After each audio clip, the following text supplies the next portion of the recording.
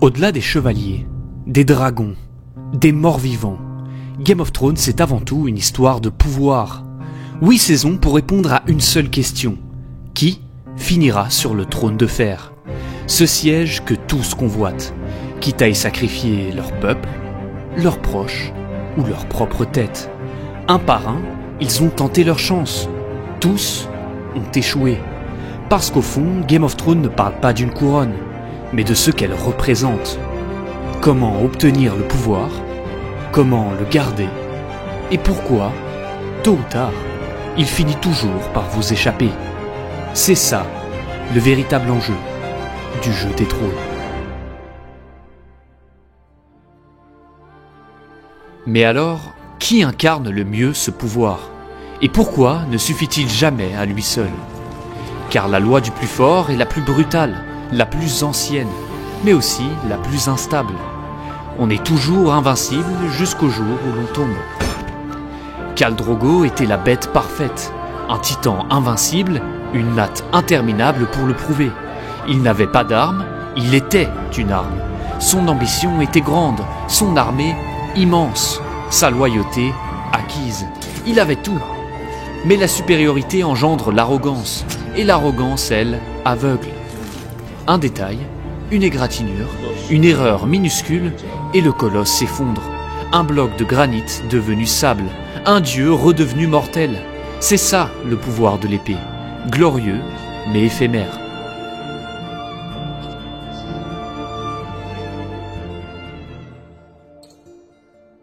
Puis vient Jaime Lannister, chevalier idéal, image parfaite du guerrier, jeune, beau, talentueux.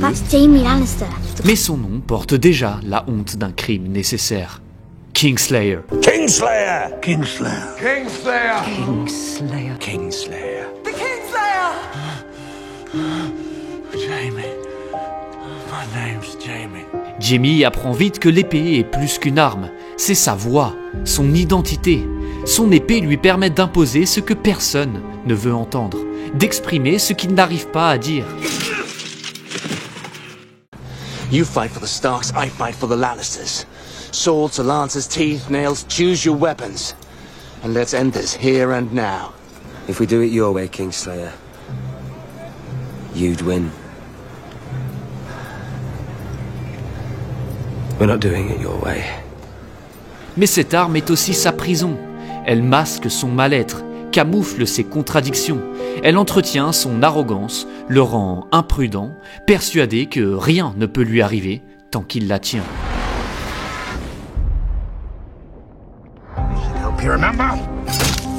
Et quand Jaime perd sa main, il perd bien plus que l'extension de son corps. Il perd sa raison d'être, son moyen d'exister. Ce n'est pas juste une chute, c'est une renaissance douloureuse, brutale, forcée. Privé de son pouvoir de l'épée, Jaime découvre son propre vide. Et ce vide est insupportable. There's still time. Is there? For a 40-year-old knight with one hand? I use my left hand now, Your Grace. Makes for more of a contest. Obligé de se redéfinir, Jaime commence à voir le monde différemment. Il protège Brienne, sauve Sansa, tente enfin d'agir selon son propre code moral plutôt que selon l'attente des autres. Mais même ce nouveau Jaime reste fragile, tiraillé entre ce qu'il a été et ce qu'il tente désespérément de devenir. Car un soldat privé de son arme doit réapprendre à vivre sans ce qui lui donnait toute sa valeur. Et cette perte révèle enfin la vérité sur le pouvoir de l'épée. Il rend fort, puissant, admiré, mais ne définit jamais l'homme qui le possède. Clegane, lui, n'a jamais été un héros. Il ne cherche ni gloire ni reconnaissance, seulement la violence. Il frappe, il tue, il serre, sans foi, sans honneur et sans but personnel. Monstre docile, chien de guerre. I've heard him called Tywin Lannister's mad dog. I'm sure you have as well. Et comme tout outil, il devient inutile quand plus personne ne le tient. Même sa propre mort lui échappe. Il finit en marionnette, joué par des maîtres qu'il ne comprend plus. Instrument d'un orchestre qui ne joue plus la même musique.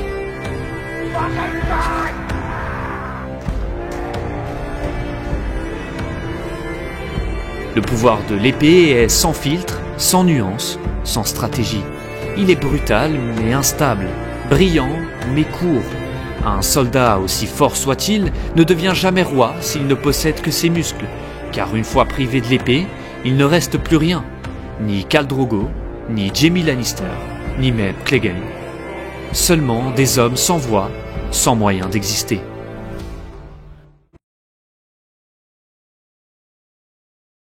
Si l'épée ne suffit pas à gouverner, si le sang ne garantit pas l'ascension, alors peut-être que le pouvoir réside ailleurs, dans l'or.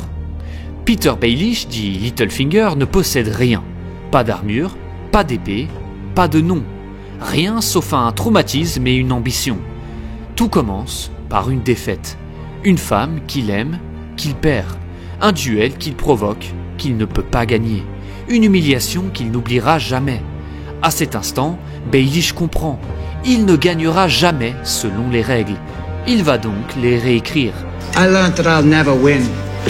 Not that way. That's their game. Their rules. I'm not going to fight them. I'm going to fuck them. That's what I know. That's what I am. Il gravit les échelons sans héritage. Il bâtit son pouvoir dans les marges, les bordels, les comptes, les faveurs. Ce qu'il ne peut obtenir par la force, il l'achète. Ce qu'il ne peut séduire, il le manipule. Baelish ne cherche pas l'amitié, il cherche l'utilité. Il ne gagne pas la loyauté, il la loue. Il ne fait pas partie du jeu, il fabrique le jeu. Il devient indispensable au roi, intouchable pour les puissants, mais toujours dans l'ombre. Et c'est ça sa faiblesse. Le pouvoir de l'argent est discret, stratégique, précis, mais il est aussi froid, méprisé et solitaire. Le pouvoir, c'est l'information. C'est sa devise, son arme, son mantra. Le savoir, c'est le pouvoir. Mais un jour, Cersei lui répond. Elle le regarde droit dans les yeux. Arrêtez-le. Tranchez-lui la gorge. Arrêtez. Attendez. J'ai changé d'avis. Maintenant, relâchez-le.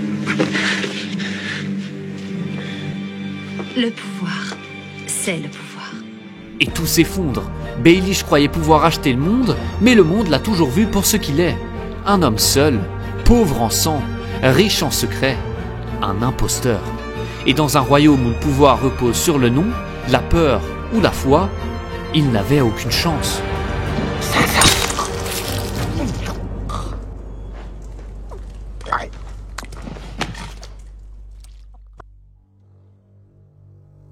Alors si l'épée échoue et si l'argent s'épuise, peut-être que le pouvoir se trouve dans ce qui impressionne le plus. La couronne, un objet, un titre, une idée, mais surtout une illusion. Geoffrey Baratheon devient roi à la mort de Robert. Il hérite du trône, mais pas de la sagesse, du sceptre, mais pas du poids qui l'accompagne. I don't need to do anything.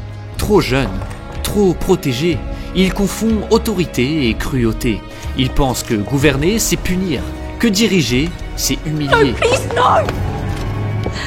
This one's your father. This one here.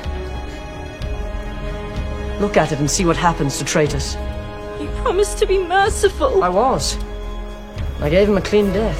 Il croit qu'être roi, c'est faire plier tout le monde à ses caprices, mais il ne comprend rien au prix du pouvoir, ni à ses limites. I am the king. I will punish you. Any man who must say I am the king is no true king. Geoffrey n'a jamais été élevé, il a été fabriqué par une mère aveuglée par sa propre revanche. Cersei Lannister projette sur lui ce qu'elle n'a jamais pu être, puissante, libre, dominante. Elle le protège, l'adore, le glorifie, mais elle l'empêche de grandir, de se confronter, de douter.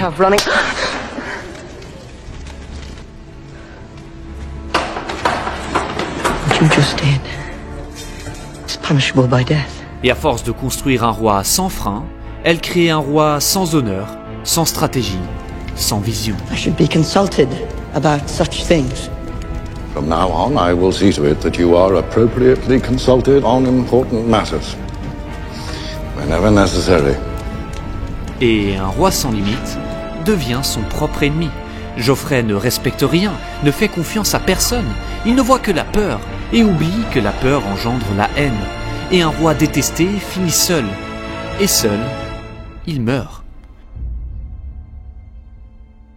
Puis vient Tommen, son frère, son contraire. Trop bon, trop tendre, trop doux. Il veut la paix, il évite le conflit. Il croit que l'amour suffit. Mais l'amour ne gouverne pas. La bonté sans force ne protège personne.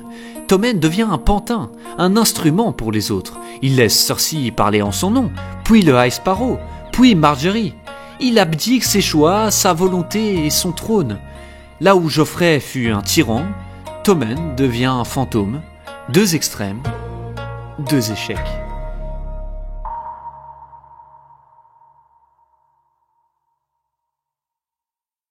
Et dans le vide laissé par les rois, un homme sans couronne s'élève, le High Sparrow. High Sparrow. Sounds ridiculous, doesn't it? Il ne porte pas d'armure, ne manie pas d'épée, mais il parle au peuple, et le peuple l'écoute. Il prétend ne rien vouloir, ni l'or, ni le pouvoir, ni la gloire, mais en refusant tout, il obtient tout. An honor I never expected, or indeed ever wished for. Which is why you were chosen. Il humilie les nobles, fait plier la royauté, crée sa propre milice. Il devient la loi, au nom d'un dieu qui l'interprète comme bon lui semble. I serve the gods. The gods demand justice. How do they communicate their demands? Le pouvoir religieux est le plus sournois de tous. Il prétend être moral, mais ne répond à aucune règle, sinon la sienne. The Father judges us all. If you break his laws, you will be punished. Et dans un monde brisé par les guerres, les trahisons et les dettes, la foi devient une issue, une promesse, un refuge. Mais c'est un piège, car donner le pouvoir à Dieu, c'est donner le pouvoir à ceux qui parlent en son nom. Et ces hommes-là sont souvent pires que les tyrans qu'ils dénoncent.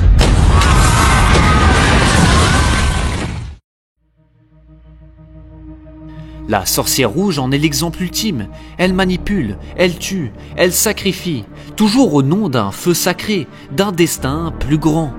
Mais son Dieu est changeant, capricieux, et ses erreurs sont humaines. I was wrong. You were wrong. How many died because you were wrong? Elle croit être l'élue, elle devient maudite. Elle ressuscite les bons, brûle les innocents, perd la foi, puis revient la chercher. Et quand la religion devient un outil, elle ne sauve plus personne. Elle ne fait que justifier l'inacceptable.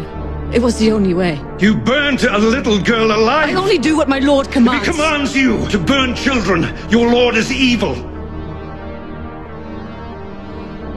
We are standing here because of him. Alors non, le trône ne donne pas le pouvoir. Il le promet, il le mime, il le déforme. Et la foi ne sauve pas le royaume. Elle le consume à petit feu. Elle remplace une guerre par une croisade, un roi fou par un prophète armé. Le pouvoir ne vient pas de ce qu'on reçoit, il vient de ce qu'on incarne.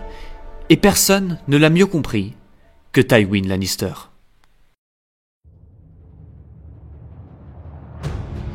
Un homme, sans trône, sans foi, sans armée à lui, mais que tout le monde craint, écoute et respecte. Tywin Lannister. Il n'a pas besoin de se battre, d'acheter ou de prier. Il n'a pas besoin de s'afficher. Il agit et c'est suffisant. You really think a crown gives you power? Tywin possède toutes les clés du pouvoir, l'argent, héritier et multiplié, le nom, craint et reconnu, l'influence, construite et entretenue, et surtout, la capacité à imposer des décisions que personne d'autre n'ose prendre. Il gouverne non pas par la force, mais par la maîtrise, non pas par la peur, mais par la lucidité. Il sait faire la guerre, mais préfère l'éviter. Il sait créer des alliances, mais les verrouille par des mariages. And how do we do that? We find Sansa Stark a different husband. Wonderful. Yes, it is. Il sait punir, mais le fait froidement, proprement, définitivement. Explain to me why it is more noble to kill 10,000 men in battle than a dozen at dinner. So that's why you did it? To save lives? To end the war, to protect the family. C'est lui l'architecte du royaume, le stratège silencieux derrière chaque victoire.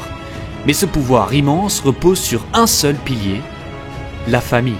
It's the family name that lives on. It's all that lives on. Not your personal glory, not your honor, but family. Do you understand? Et c'est là que tout se fissure.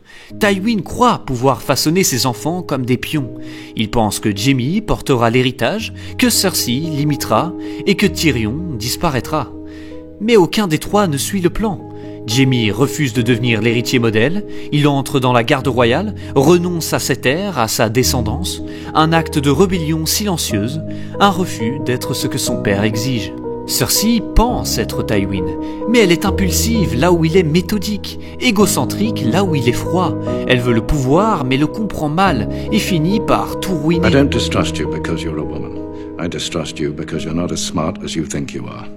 Et puis il y a Tyrion, l'homme qu'il méprise, le fils qu'il rejette, non pas pour ses actes mais pour ce qu'il représente.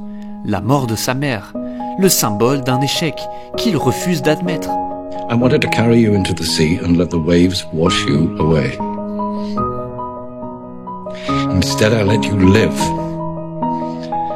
And I brought you up as my son. Because you're a Lannister. Et c'est cette haine-là qui le perd. Car Tywin avait compris tout du royaume, sauf ses propres enfants. Il les dirige, il les manipule, il les écrase. You're my daughter! You will do as I command and you will marry Loras Tyrell. Mais il oublie qu'un nom, une lignée et une dynastie ne se construisent pas sur le mépris. My children. You disgraced the Lannister name for far too long. Tyrion, l'enfant maudit, l'intellectuel marginalisé, devient son bourreau. Et Tywin, le maître de tout, finit abattu. Non pas sur un champ de bataille, pas dans une salle de trône, mais sur des latrines, par le fils qu'il n'a jamais voulu reconnaître. You're no son of mine. I am your son. I have always been your son. C'est la chute la plus symbolique de toute la série, le père qui voulait contrôler le destin, trahi par sa propre création. Et avec sa mort, le vrai pouvoir quitte Westeros. Les rois qui suivent sont faibles, fous ou fanatiques, les guerres deviennent absurdes, les enjeux se vident, les pions avancent, mais le joueur n'est plus là. Tywin était le dernier à comprendre que le pouvoir ne se prend pas, il se construit. Et sans lui, Game of Thrones n'est plus un jeu. Game of Thrones n'est pas une série sur les dragons, ni sur les épées, c'est une série sur le pouvoir, ceux qui le cherchent, ceux qui le subissent, ceux qui le manipulent. L'épée impressionne, l'or circule, la foi rassure, la couronne fascine. Mais rien de tout cela ne dure. Le vrai pouvoir, c'est celui qui n'a pas besoin d'être montré, celui qu'on incarne sans le dire, et personne ne l'a fait aussi bien que Tywin Lannister. Power is a curious thing, my lord. Why do we pretend kings hold all the power? Power resides where men believe it resides. It's a trick, a shadow on the wall.